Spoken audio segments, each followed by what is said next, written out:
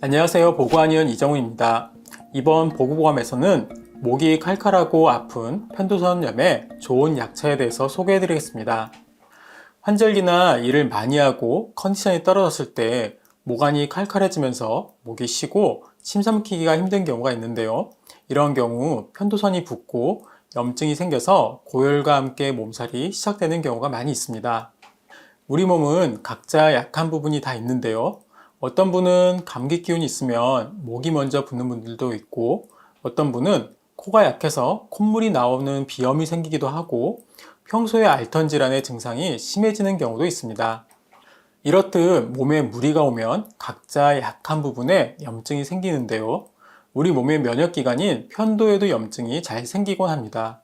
특히 편도염은 편도 조직에 세균이나 바이러스가 감염을 일으켜 발열을 동반하며 목 안쪽에 염증이 생기고 침을 삼킬 때 목 아픈 증상이 나타나는 감염성 질환인데요.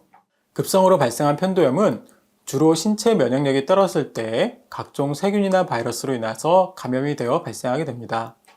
가장 흔한 원인균으로는 베타 용혈성 연쇄상구균이 있으며 그 밖에도 포도상구균이나 폐렴구균, 헤모필루스 및 다양한 현기성 균주들이 침 삼킬 때 목 아픈 증상을 일으키는 원인균이 될 수 있습니다. 편도염에 걸리게 되면 초기에는 피로감과 전신 세약감, 몸이 떨리고 춥게 되는 오한 등의 몸살 증상이 나타났다가 고열이 발생하게 됩니다. 그리고 몸이 붓고 침 삼킬 때 목 아픔 증상과 그로 인해 연화장애 증상이 나타나게 됩니다. 간혹 편도염이 자주 발생하는 만성 편도염 환자분들이 있는데요. 이런 경우는 급성 편도염이 반복되면서 편도 속에 항상 세균이 바이오필름이라는 군집을 형성하고 있어서 과로하거나 하면 잠복되어 있는 세균들이 증식하고 염증을 일으켜서 염증이 자주 반복되기 때문입니다. 만성 편도염 환자의 경우 1년에 4에서 5회 이상 편도염이 자주 재발되거나 1년에 1에서 2회 정도 고통이 매우 심하게 앓는 경우 편도 수술을 권하는 경우도 있지만, 최근에는 편도가 우리 입안의 문지기 역할을 해서 면역 기능을 하고 있어서 절제에 회의적인 논문들도 많이 있습니다. 한의학에는 이런 편도염에 비교적 간단한 약재의 조합으로 효과 좋은 약이 있는데요.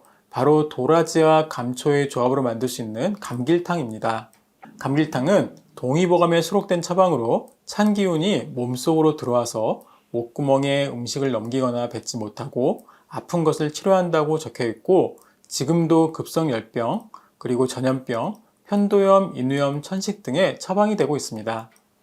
감초는 열을 내려주고 독을 풀어주는 작용이 있어서 열이 나면서 목이 아픈 것을 치료하며, 도라지는 매운맛으로 목이 막힌 듯이 아픈 것을 부드럽게 풀어주기도 합니다.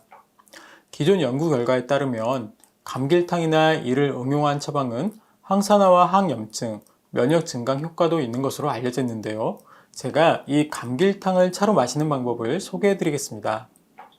재료는 감초 10g, 도라지 30g, 물 2리터를 준비해 주시고요. 첫 번째로 물 2리터를 물이 끓으면 불을 끄고 감초를 넣은 다음 다시 물을 끓이지 말고 그 상태로 한 5시간 정도 우려냅니다.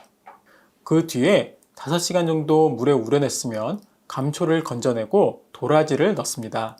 그 도라지를 넣은 채로 약 10분간 끓이고 도라지를 건져낸 후에 차로 마시면 됩니다.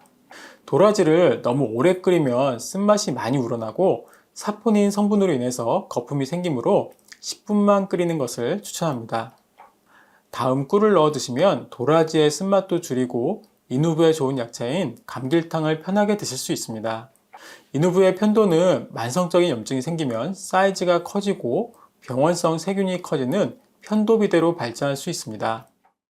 이런 경우 목의 이물감과 호흡장애뿐 아니라 비대해진 편도로 인해서 수면증, 코골이가 심한 수면무호흡증으로 발전할 수 있으므로 평소에 인후부의 편도를 건강하게 유지하는 게 중요합니다.